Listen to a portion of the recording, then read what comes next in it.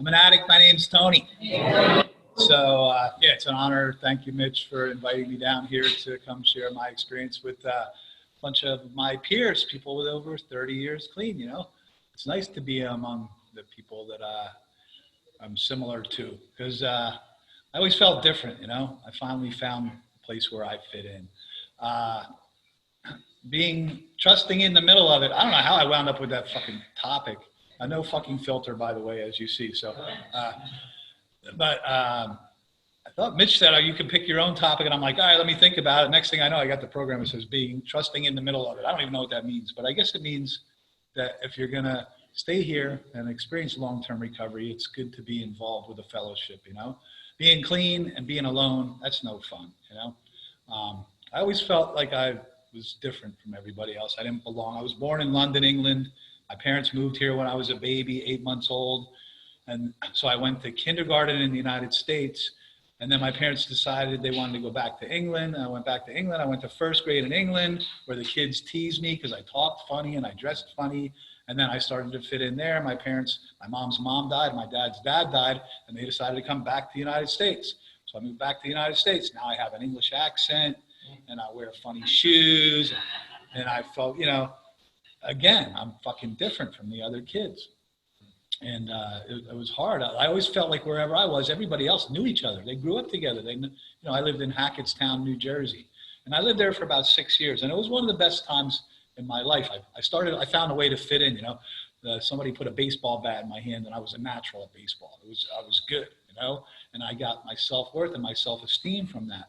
And it made me feel accepted and good, you know. My family loved me. My parents always loved me. They were not addicts, you know. They were products of addiction in their family. My mom's mom and my dad's dad were addicts. But anyway, they loved me, but it was never unconditional love. It was always, I always felt like I was good, but not quite good enough, you know? I got good grades in school, but I was terrible with my handwriting. I should have been a fucking doctor, you know? They can't read my writing. My mom used to make me sit down when I got home from school every day, spend half an hour practicing my handwriting. And I could hear the other kids outside playing wiffle ball and riding their bikes and laughing and joking. And it wasn't fair, you know. And then finally I could go outside, and in my house, my dad was a salesman at Sears Roebuck, and he got home every night at 6 o'clock. 6 o'clock, dinner's on the table, you know. I don't know why we changed that. I wish it was still that way. But the dinner was on the table, and we had to sit there. We had to sit there prim and proper, and we could hear the other kids outside playing. They didn't eat till 7 o'clock for whatever reason. Finally, when I got done with dinner, then I had to do the dishes. I hate doing the fucking dishes, okay? My mom made me load that dishwasher every night, scrape off and then I could finally go outside, and then we could go outside and play, and then all the other kids were inside eating dinner. You know, so I always felt like I was walking to the tune of a different drummer, or the beat of a different drummer. But, you know, what I found with drugs wasn't always bad. Drugs was very good when I first found it, you know. It gave me a way to fit in. My friends and I went down by the Delaware River in Easton, Pennsylvania, which I moved to when I was 12. And we pitched in and got a bottle of Boone's Farm Strawberry Hill apple wine, you know, make it feel nice and warm inside. And everybody fit, everybody's smiling and laughing and talking about how we're going to be professional baseball players and we're going to hook up with that girl. And, you know, it was wonderful. And then one of my friend's older brothers got us some marijuana. Now this was in the 70s, so marijuana, they call it a nickel bag because it was $5 for a nickel. You guys remember, right? It was $5 for a nickel bag of Mexican weed. And then one day we went to the dealer and he didn't have Mexican, he only had Colombian, and it was $10 a nickel. $10 a nickel, what the fuck? How can it be $10? Nobody's paying $10 a nickel. That's why they call it a nickel, you know? 4 nickels was an ounce. Nickel was a quarter ounce. But they were like, well, that's all you got. All right. So we had to buy it. We smoked that Colombian. We never smoked Mexican again. $10 a nickel is a good deal. Now the weed they have now blow your socks off, I guess. But anyway, you know, that's where it all started. And it was fun, you know. And I learned early on, you know, that stick with me, get high for free. You know, I'd buy an ounce of weed. I'd roll up 40 joints, pinners like this big, half seeds, you know, and then I get off the school bus at school. Everybody come around to see me. Hey, Tony, what you got for today? What you got? You know, selling these joints. But I felt good. I got off the school bus. Everybody's running to see me. They're happy to see me. So my self-worth was tied into who I became, which was a dealer, And somewhere down the line, I crossed that road though, where it became more work and more energy and I fucking had to get high, What started out as being a good time took me to a place where I was in the bathroom by myself, huffing Suede cleaner out of a toilet roll just so I could pass out and not feel what I felt, Inside I was miserable. I was alone. I'd be in a room full of people and still alone. And, the progression continued. They called me Tony Montana at one time. Tony Montana, he never runs out. I used to sell cocaine and crystal meth and hash and anything I could get my hands on, buy it and flip it. And don't get high in your own supply was the rule that we heard in Scarface that we all broke. That's how we wound up. At least that's how one of the ways I wound up here. I just kept going. I'd start out Friday night, I'd do good, and then Saturday, go a little in the hole, and then Sunday I'd re-up and get the Coke, and I'd go out, and Sunday night, nobody's buying Coke. Why is people buying Coke on Sunday night? Oh, they all got to go, they got jobs the next day, they got work the next day, not like me, It doesn't matter if I had work the next day, I'd stay up for 3 or 4 days at a time, And eventually it took me to a place where I didn't want to be. I wound up, I wasn't always in the middle of it, I started out, I went to my first meeting in 1982. I had moved to Miami. I got thrown out of Penn State when I tied the world's record for lowest cumulative average with a 0.00, and they asked me to leave. And my parents said, well, you're not coming back here. You either join the Army or go live with your cousin in Florida. So I'm like, Army, cousin in Florida. So I packed up my duffel bag and I hitchhiked to Miami. Right? Back in the day, you could thumb your ride around anywhere. But anyway, so I wound up back in, no matter where you go, there you are. So I'm in Miami. My addiction followed me. I became the resident Coke dealer at the Rathskeller, the University of Miami bar, where on Friday afternoons they had happy hour from 4:30 to 7, 50-cent, 16-ounce Budweiser drafts. Right up my alley, but not quite enough. So I had some other drugs, and I had a bottle of Old Grandad, and I left there because Tobacco Road, the University of Miami Rathskeller happy hour ended at 7, but Tobacco Road, the oldest bar in Miami until it closed down a few years ago, their happy hour went until 8. So me and my roommate were on our way to catch the last half hour of happy hour at Tobacco Road when I wrapped my pickup truck around a palm tree and had to be cut out of it by the jaws of life. And my friend got both of his legs broken and was crippled probably for the rest of his life. So that was a wake-up call for me, I looked up in the phone book and I went to a meeting the next day, a Saturday morning meeting. It was another fellowship. What do they call it? Off, right? The other fucking fellowship. Yeah. So I went to Off, and it was cool, They were happy to see me, and they're all lined up to get, I thought they were giving out pills or something. Turned out it was the coffee bar, So you get a cup of coffee, they're all smoking cigarettes. This is 1982. And thank you, sir. There was a young couple up there getting their 1-year medallion, and they were all happy, and of course they had each other. Of course they were happy, and everybody was, but it was okay. I heard a few things. I heard give it 90 days and go to meetings. And at the end of the meeting, I looked at the wall, and there's like, God says God up there. What the fuck's going on here? This God shit, And then they held my hand at the end when they closed the meeting. We all held hands and prayed. I'm like, well, I want to stop fucking up my life. I'm not that bad. You know what I mean? I don't want to be one of these Bible thumpers. And so I'm like, but I heard a couple things, go to me. I don't really need to go to the fucking meetings. You know what I mean? I'll just do it, and I'll give it 90 days. So I gave it 90 days. I didn't drink for 90 days. I smoked pot every day, and I did coke on the weekends. But after 90 days, I had proved that I wasn't one of them because I didn't need those meetings. I did it on my own. You know what I'm saying? So I went out and celebrated. I got a 12-pack of Michelob Light and drank the whole thing. Passed out, pissed myself. And I was like, God damn it, I shouldn't have been out. I took that much time off. Now I'm out of practice, So got back into it. I got arrested 2 times within 1 week for DUI and possession of marijuana charge. And I called Mom. Mom, bring me back home, please. Things aren't working out down here. Our parents, God bless their souls, what we put them through, throw me out and bring me back, throw me out, not wanting to see me kill myself, and then not want me to fucking piss on their couch or break in the house, whatever, steal their wallet, do whatever. This disease makes us do things that we don't really want to do. I didn't want to do so many of those things, but That's where it took me to. I wound up, they threw me in and out. Eventually I hit a bottom in 1985. I haven't been clean since then, but my first bottom, my former college roommate and I decided that we're going to rip off this dealer who lived in a house, an abandoned house that I also lived in, and he had a padlock on his door and a strong box where we figured he had like $2,000 and an ounce of coke, you know? So we break down the door and we get this fucking strong box that we can't get it open. We finally smash it up with a sledgehammer, and inside is $200 and a nickel bag of weed. And I'm like, I was going to get on a plane and go to California. What am I going to do now? I got half a nickel bag of weed and $100. So I did the next best thing, which is he drove me to Wildwood, New Jersey, and dropped me off. Wildwood's a great place. You know, there's parties going on and girls, and it's, you know, almost like California in the summer. But in April, when I went there was fucking nothing. There's nobody there. It's fucking deserted and cold and miserable. But I managed to find a set of works and a guy with crystal meth within about 3 hours. And by the next day, my money was gone. I had no place to go, no place to stay. I didn't know what to do. I couldn't go back home. My parents had disowned me. The guys that I ripped off were looking for me to kick my ass, possibly shoot me.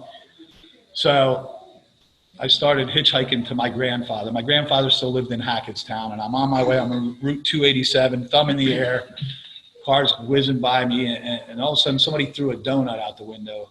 And it had a bite taken out of it. It hit the ground and a little gravel on it. I brushed the gravel off. Yeah, got me a donut. Got something to eat. It was probably the best donut I ever had in my life. I hadn't eaten in days, you know.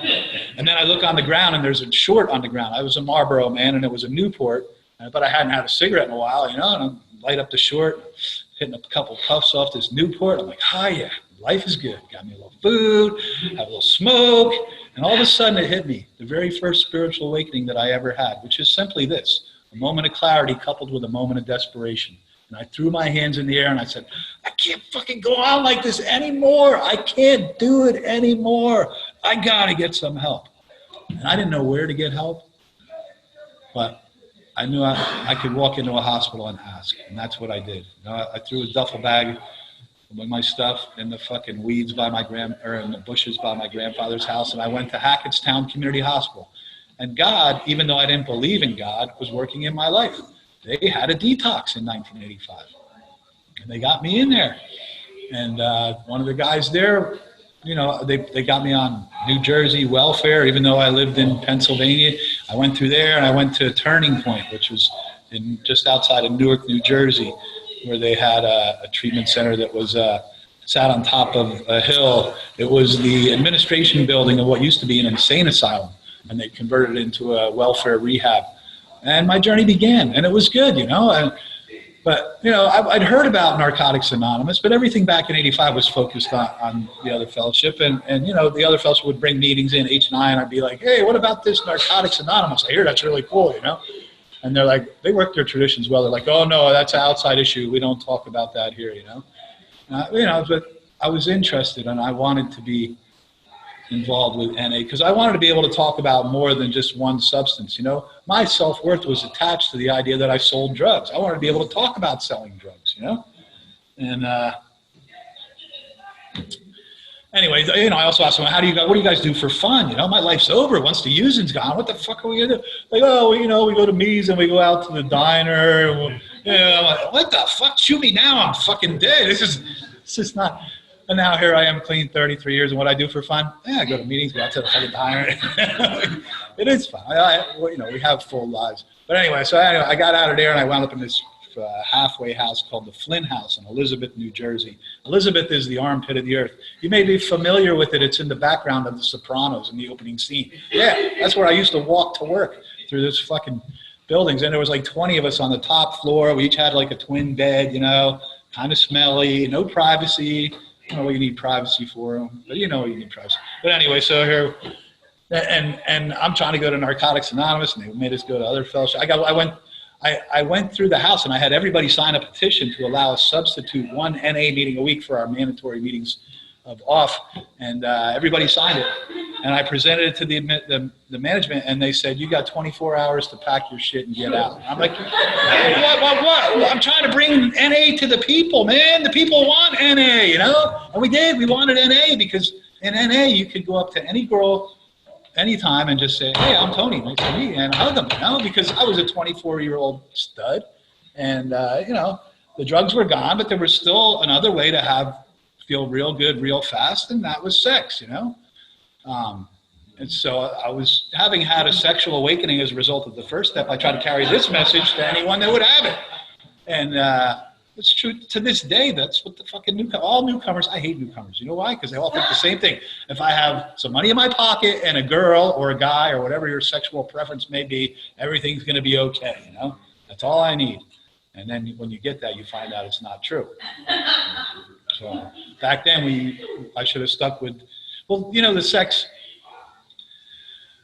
is better than the drugs because you don't wind up in jail. You don't wind up fucking, you know, passing out, pissing yourself. You know, you have sex as two consenting adults and there's no consequences like there is with the drugs, right? Until there's venereal disease, crabs. I didn't know crabs really look like crabs. They're fucking. I was itching for like a week. I pulled that thing scab off and I set it down. That thing started walking across the fucking counter. I'm like, Jesus Christ, this is crazy. But I went, you know, it wasn't so bad. I went to the drugstore and I got this stuff, methylene blue or whatever. You put it on, you take a shower, they're gone. It was better than some of the other stuff that I've had, you know, like 2 girls pregnant at the same time. By the time I found out I had crabs, that girl was already hooking up with my sponsee. I called him up. I'm like, yo, dude, that girl, give me the crabs. She's like, no, she's clean. I already slept with her. I'm like, I'm telling you, she gave me the crabs. It's not that bad. You just, you know, you put this blue stuff on, you take a shower, and no, it's not her. I'm like, well, listen, I got plenty of blue stuff left. So 2 weeks later, hey, you got any blue stuff? Yeah, come on over. I got it. I should have stuck with the old 3M method. You guys, you know what the 3M method is? Duke, you know, the 3M method is meetings, meditation, and masturbation. And I was good at 2 out of the 3. You know what I mean? I went to meetings every day. The meditation, not so much. But the masturbation, I was practically an expert. As a matter of fact, I was masturbating so much, I went to see my therapist, and she said, listen, you need to stop masturbating immediately. And I said, but why? She said, because we're in the middle of a session right now. Yeah, she was right. And she was pretty hot, but she was right. You know, I was out of control because I needed to focus on my recovery and stop looking to get that instant gratification. You know, the disease, it comes with us into the rooms. And I wanted to be in the middle of it. So I wanted to be in the middle of Narcotics Anonymous, you know, and I got thrown out of the halfway house and I made it through clean. I stayed clean for 11 months from 1985 to 1986.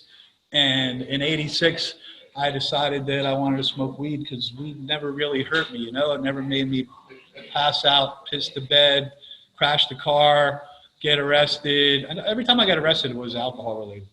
So that's the worst drug. But anyway, so you know, you smoke a little weed, what happens? You're not going to lose your job, lose your family, lose your house. You're going to maybe lose your keys. Hey, I can't find my keys, you know. But pot never hurt me. And I had that reservation, and you know, I had trouble with the God thing. Pray, but you know, I was praying for God. I need proof, you know, I gotta know. I can't have a spiritual awakening unless you're gonna give me proof. So God, if there is a God, give me a shake of the bed, give me a flash of light, or let me hook up with that girl this weekend and I'll know that you're real, you know. But there was no flash of light and no shake of the bed and no girl that weekend. So it was hard for me to have faith. So I wound up hooking up with another guy in the program. Like, we go to meetings, and you know how it is. When you go to meetings, after a while, it's like the same fucking thing. There's Judy. She's going to share about her mom that let her use the car, fucking bitch. You know, and Lou's going to talk about how his savings account dipped below $1,000, so he's so stressed. You know? And we sat in that back corner, and we fucking laugh at these people, you know, and isolate, and differentiate, and wound up, played 3 sets of tennis the first nice spring day of 1986, and said, I still want to get high. And he said, so do I. And we went out and bought a bag of weed, and we got smoked.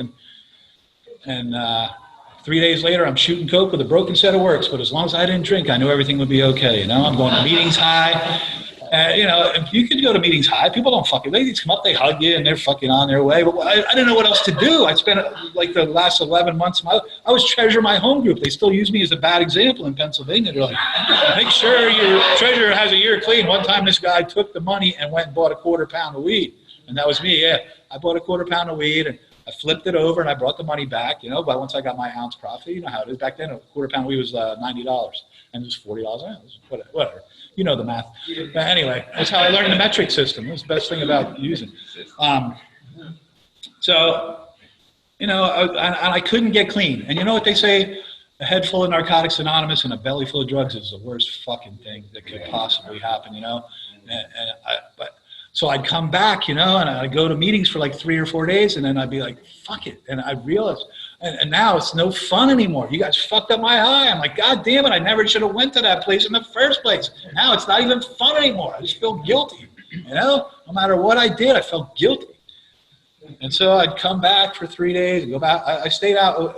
I had my next spiritual awakening, a moment of clarity coupled with a moment of desperation. I was in a club where I was the resident coke dealer. It was called Club Circles in Easton, Pennsylvania, where I got in for free, and I was the man, and I'm laying out lines on the fucking bar, and it was Christmas Eve, 1986, and I reached in my pocket to pay for a drink, and I dropped a $50 bill. And one of my friends, who I'd lived with for years and years, reached down, picked it up, put it in his pocket, as if I didn't notice. And I'm like, you motherfucker. I looked around, I'm like, none of these people fucking care about me, none of them. All they care about is what I have in my pocket. I can't take it anymore. I can't go on like this anymore. And even though I've had that awakening on Christmas Eve, I wasn't able to get clean until January 5th of 1987. You know, I wound up walking to a detox, and the guy who did the admission said, you know where to go, Tony. And I said, I know, I do. I know where to go. But I can't fucking protect myself from myself. I can't stop on my own. And so detox was, and another treatment center was a good way for me to get started, you know. It was a good way to separate myself from the last time I used and put a little clean time together. And, you know, I started getting on the right track. And while I was there, actually, I started trying to pray, because the only way that any of us have stayed clean is through having a God of our understanding. And even though when I was clean the first time, I wasn't happy, I always felt frustrated, alone. It was like you take the drugs out of the addict and you still have a person who's not well. And that's what I was, you know. I was trying, but I couldn't come over, I couldn't get past the second step. I knew that I was powerless over drugs and my life was unmanageable when I used drugs. But that's not what the first step says. It says we're powerless over our addiction, which is the disease comprised of obsession and compulsion. The obsession, the constant thinking about something, whatever it may be, it doesn't have to be drugs, it could be gambling, it could be sex, it could be sports, it could be whatever takes me out of myself, you know? And the compulsion is my reaction to it, right? So the thinking and behavior, everything in my life is comprised of thinking, and my behavior is my response to it. So if I'm powerless over my thinking and my behavior, then I'm pretty much powerless over everything. And if I'm powerless over everything, what is there left to do? Nothing but move on to step 2. Come to believe that there is something greater than me that works in my life. In the beginning, that was the fellowship, it was the people.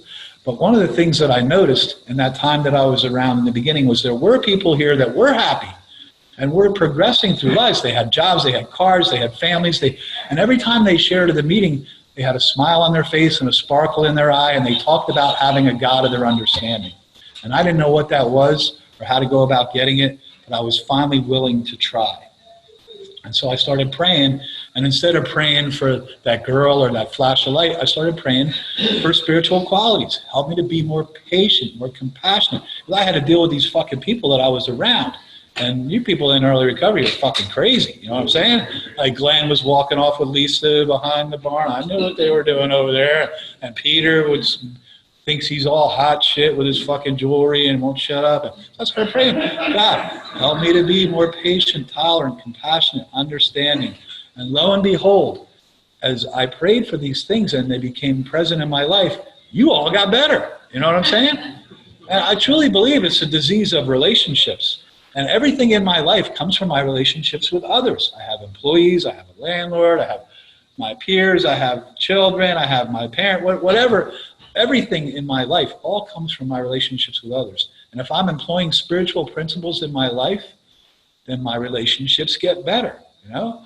When I learned that I didn't have to be the coolest, slickest, I tried, when I came here, I tried to be like, I had long hair halfway down my ass, you know, I was hip, slick, and cool. I wanted everybody to see how bad I was. I used to sell drugs to the pagans and the warlocks. And that's what I'd talk about, you know, because I thought if I was bad enough, you all would like me, you know, if I was cool enough. And then I thought about, you know what, when there's a guy comes in here and talks about how fucking cool he is and everything, do I like that guy?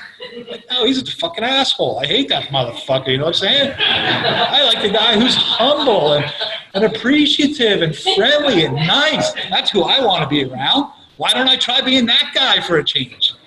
Someday I may try to be that guy. I'm still not fucking there, okay? I'm still the asshole 90% of the time. Jesus Christ, with fucking 30 years clean or 25 years clean, Robert, you were there. We go out to dinner, and I'm not even that hungry this night, right? So after a meeting, we go out to dinner, me, my sponsor, Robert, a couple other people, and the waitress comes over, poor girl. I'm like, I'm really not that hungry. I just want a tuna sandwich on toast, all right? So she comes out and brings everybody's meals out. And she's got this fucking sandwich. It's like this fucking huge on bread. It's not even toasted, right? With French fries and fucking potato salad. And I'm like, what the fuck? I asked for a tuna on toast. How hard is it, all right? I mean, this is me with 27 years and this poor waitress. And she's like, oh, I thought you wanted it on Texas toast. Like, don't fucking tell me. That's not even fucking toasted. Texas toast is toasted. Because I've had Texas toast, goddammit, at the barbecue place, and it's always toasted. And my sponsor's sitting there, and he Googles on his phone, Texas toast. Despite the name, Texas toast is really just thick bread. Some people serve it toasted and some don't. And I'm like, oh my God, and everybody's looking at me like, what's wrong with you, Tony? You know, like, what a fucking asshole I am, right? Robert, you were there. I wound up, the manager came over and fucking I apologized to everybody. I left her a fucking $10 tip on and the manager's like gonna give me the Texas toast for free, you know? But so, anyway, I was in the middle. I'm still in the middle of it. But, you know, we get better, but we don't ever get perfect, I guess. You know, I still have these defects that come out. But, you know, the most important thing on the topic of being in the middle of it, I guess, you know, when I got clean, I did everything that was suggested. I became involved. Service is something that's so important, you know. It's not emphasized enough anymore. Because back in the day, as many of you may know, our area service used to start at 11 a.m. for subcommittee meetings, 12 o'clock for area service. We had a lunch break, and then we come back and we go until 6:30 where we'd have a dinner break. And then we come back and we go until 2 in the morning. And people were fucking yelling and screaming at each other and flipping over tables because we had a passion. This was Narcotics Anonymous. This was our fellowship. We were trying to break away from off. You know what I'm saying? The relationship between Narcotics Anonymous is one of cooperation and not affiliation with the other fellowship. But back then, we were so worried about not surviving because NA, even though it's been around since 1953, has flourished and died and flourished and died. It didn't really take off until I got clean. No, it didn't really take off. No, not exactly, but right before I got clean, actually, like the early 80s. The early 80s is where we started, you know, and there was a huge growth spurt between 85 and 87, and it's grown pretty much continuously since then, you know. And, you know, I did get involved and became part of different subcommittees and contribute to here, but it's also being at meetings. It's also building a family of choice. You know what I mean? I'm a part of this fellowship. I love everyone unconditionally, and I go to meetings. And if anybody's been around for more than 3 to 5 months, they fucking know who I am, all right? I'm Tony Meade, goddammit. Everybody knows who I am. They call me the legend, or they call me this, or they call me whatever they call me. But one thing they know is that when I'm around, we're going to have a good time. I had UFC fight parties where everybody was welcome. 100 people fucking, there'd be the newcomers nodding out on my fucking couch. You know what I mean? It was UFC night.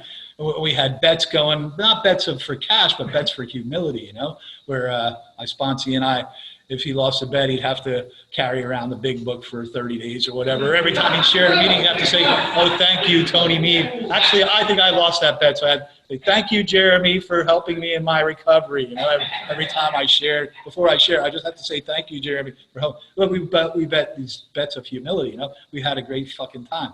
And I make it fun.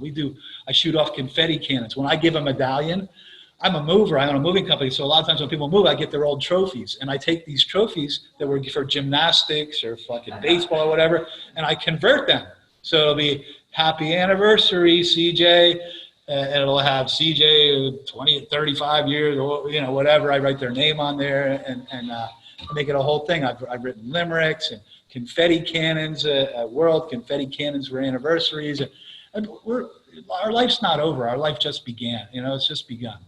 And being in the middle of it means constant, continuous. You know, I'd feel sorry for myself sometimes because people don't reach out to me. They don't fucking call me. But that doesn't matter. What matters is that I call them continuously. You know what I mean? I have to continually regenerate. My family of choice is different now than it was 10 years ago. If you're here long enough, people die. They move on. They change. So what do? Sit around fucking feel sorry for myself? No. The majority of my friends are in their 30s, have 3 to 5 years clean, and we've only been friends for a couple of years. That's okay. It works for me, you know? I'm constantly in the mix. I play golf. People think I play golf every day, but that's not true. I try to keep my golf schedule the same as my meeting schedule, which is on Wednesday, Friday, and Sunday. Occasionally Saturday, sometimes Thursday, but rarely on Tuesday, and on Mondays I work. All right, so it could be somewhat of an obsession, but as long as I keep the balance between my meetings and my golf, everything's pretty good. You know? So I'm blessed to be a part of this fellowship that has helped save and change many lives. And of course, we all know the message is simple. It's an addict. Any addict can stop using, lose the desire to use, and find a new way to live. If I can do it, so could anyone. Thank you for your...